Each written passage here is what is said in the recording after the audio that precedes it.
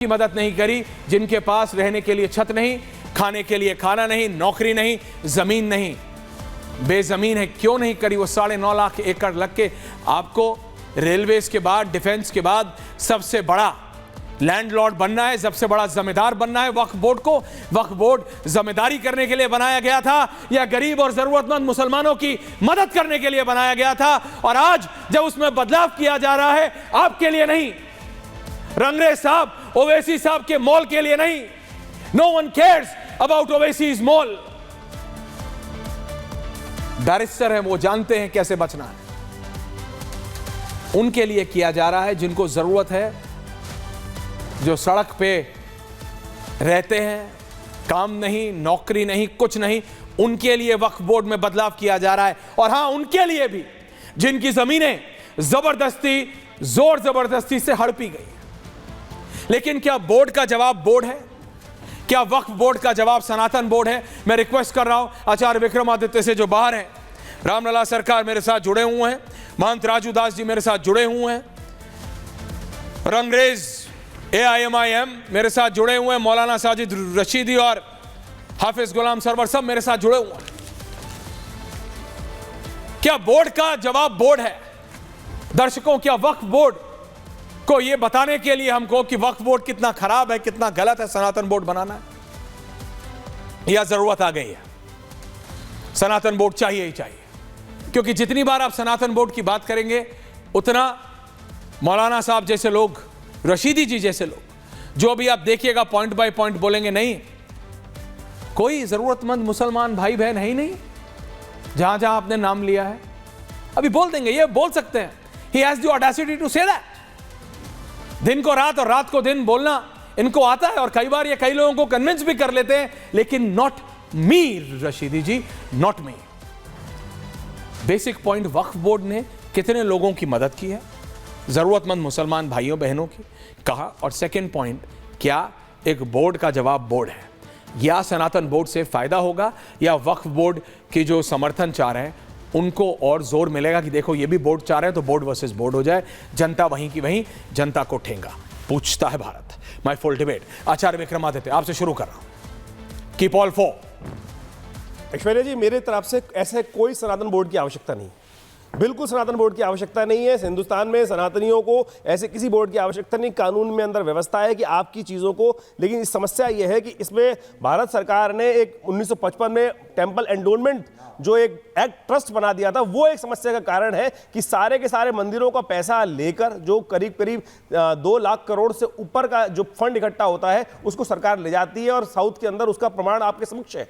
मैं कहूँगा ऐसे किसी बोर्ड की आवश्यकता नहीं है, लेकिन भारत है, मांग उठ सकती है, मांग उठ रही है, और उसमें उनका एक मत है। लेकिन मेरा मत पर्सनल लेवल ये है कि सनातन बोर्ड की कोई आवश्यकता इस देश के अंदर नहीं है, और ना ही मुस्लिम पर्सनल लॉ बोर्ड की आवश्यकता इस देश में होनी चाहिए। तथाकथित तौर पर जिस प्रकार से इस समाज को विभाजन करने के लिए ये जो शाखाएं बनाई जा रही हैं, ये बिल्कुल नाकाबिले बर्दाश्त है। ऐसी प्रकार की किसी भी चीज की आवश्यकता इस देश में नहीं होनी चाहिए। मेरे को आज, मैं इसीलिए नहीं गया उस सनातन बोर्ड की आज मीटिंग के अंदर, बिल्कुल नहीं गया, ना आवश्यकता बिल्कुल नहीं है। और इस देश के मूर्धन विद्वानों को भी आज बहुत सारे लोग गए हैं, बहुत सारे लोग अलग अलग मुंडे मंत्र भरना शास्त्र के अंदर कहा गया है, लेकिन क्या इस देश के अंदर कानून ऐसा नहीं है? कानून है, प्रॉपर्टी है, लेकिन तथाकथित तौर पर राजनीतिक गण जो है वो आते हैं और अपनी राजनीति कर जाते हैं और लोगों को बहा के ले जाते हैं। मैं तो कहूंगा कि यहां बैठे हुए आज तमाम लोग भारत की एकता के लिए, इस देश की एकता के लिए इस बात को कहें कि इस देश के संविधान पे हमें भरोसा करना है, संविधान पे विश्वास करना है, और ये मतांतर की जो है पंथों के हिसाब से जो अपने अपनी राज की मुझे नहीं मिला, मुझे नहीं मिला, मुझे नहीं मिला, अरे यहां बैठे हुए लोग बताए ना कि सब कुछ तो मिल रहा है, खाने को अमेजिंग हो रहा है, 1 वर्सेस 1। आचार्य जी, ये तो आपने इतिहास बना दिया। रशीदी जी ताली बजा रहे हैं आपके बोलने पे। आचार्य विक्रमादित्य और रशीदी जी एक साथ। आप रशीदी जी तो आपको एक शब्द नहीं बोलने देते। रशीदी जी को आना चाहिए इस बात पे कि ऐसे किसी बोर्ड की आवश्यकता नहीं है। क्यों आवश्यकता है इस देश में मुस्लिम पर्सनल लॉ बोर्ड की? मुझे बताइए क्यों आवश्यकता है वक्फ बोर्ड की? ये जब इस देश के अंदर संविधान चल रहा है, कानून प्रक्रिया है, ताली बंद हो गई। नहीं वो नहीं, ताली बंद हो गई। मेरे कान से ही है, ताली बंद हो गई। ताली बंद हो गई दर्शक, ताली बंद, लोग बैठे हुए, ताली बंद। जैसे ही बात all India Muslim personal law board की आई, जैसे ही बात मैं आ रहा हूं आप सबके पास, रंगरेज साहब को मिलाइए, उनकी तालियां बज रही। जैसे ही बात वक्फ बोर्ड की आई, अब जवाब देने का ऑल इंडिया AIN नहीं, जवाब आप सब दीजिएगा, इसलिए रामलला सरकार जी भी हैं, पहली बार डिबेट में आ रहे हैं, आपसे मैं अयोध्या में मिला था।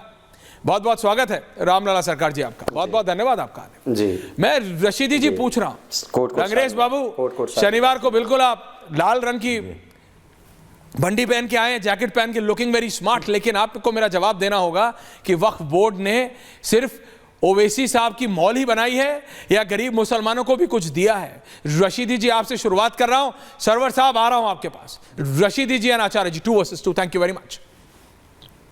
नाउ ऐश्वर्या भाई एक मिसाल मशहूर है कि सोते हुए आदमी को जगाया जा सकता है, लेकिन जो आदमी जागते हुए आंख बंद करके लेट जाए उसको जगाया नहीं जा सकता। आपके साथ वही कहानी हो रही है, आप सब जानते हो। किसके साथ? ऐश्वर्या जी के साथ हो रहा है। ऐसा नहीं कि आप जानते नहीं आप ये कह रहे हैं हो, कि सब ऐश्वर्या जानते जी हो। स्वयं पहले दीजिए ना, सुन लीजिए। वक्फ बोर्ड क्या कर रहा है, बताइए किन ना। लाइनों पे काम कर रहा है, किस किस की मदद कर रहा है, किस किस की नहीं कर रहा है, ऐश्वर्या जी सब जानते हो आप। आ रहा हूं। नहीं, एक जवाब आपने लेकिन बोला किसी ने नहीं जानबूझकर- टोका। आचार्य जी ये आदत जानबूझकर- खराब है। आचार्य जी वेट, आचार्य जी आपके पास आऊंगा तब आप काउंटर कीजिएगा, एक एक करके, 4 ही लोग हैं बस। Thank you. हाँ बोलिए रशीदी जी, बोलिए, अपनी बात पूरी कीजिए। अरे ताली बजाओ ना मेरी बात पे, आप क्यों, मैंने आपकी बात पे ताली बजाई, अब मेरी बात पे ताली बजाओ। अरे कोई मिली हुई कुश्ती थोड़ी हो रही है, नहीं हूं ताली वाले, आप बजा ये दे रहे हो कौन सी ताली। बात ये है? मिली हुई कुश्ती नहीं है। एक आप सेकंड, सुनिए, ताली वाली मैं यहाँ कोई मिली हुई कुश्ती नहीं चल रही है कि वो सुनिए, बोलेंगे तो आप बजाओ, ये बोले तो आप धैर्य बजाए। रखिए। पॉइंट है तो बताइए मुझे। धैर्य रखिए। नहीं, अब मैंने धैर्य रखा है, मैं 2.5 मिनट तक कुछ नहीं बोलूंगा, बस इतना बता बता रहा दीजिए, हूं, मैं बता रहा हूं। अगर वक्फ बोर्ड ने काम मैं किया बता है तो इन 10 डिस्ट्रिक्ट्स में देखिए। जिनका मैंने नाम लिया, वहां गरीब और जरूरतमंद मुसलमान भाइयों बहनों को क्या मिला? क्योंकि मुझे पता है बैरिस्टर साहब को तो मॉल मिल गई, कई बड़े बड़े लोगों को बहुत प्रॉपर्टियां मिल गई। यार मुझे एक बात जरूरतमंद बताओ, भाई ऐश्वर्या बहनों भाई, मुसलमानों को क्या मिला? आप वक्फ मुझे बोर्ड एक ने बात क्या दिया? बताओ, आप बोलिए मुझे रशीद एक बात जी। बताओ। अब मैं चुप हूं।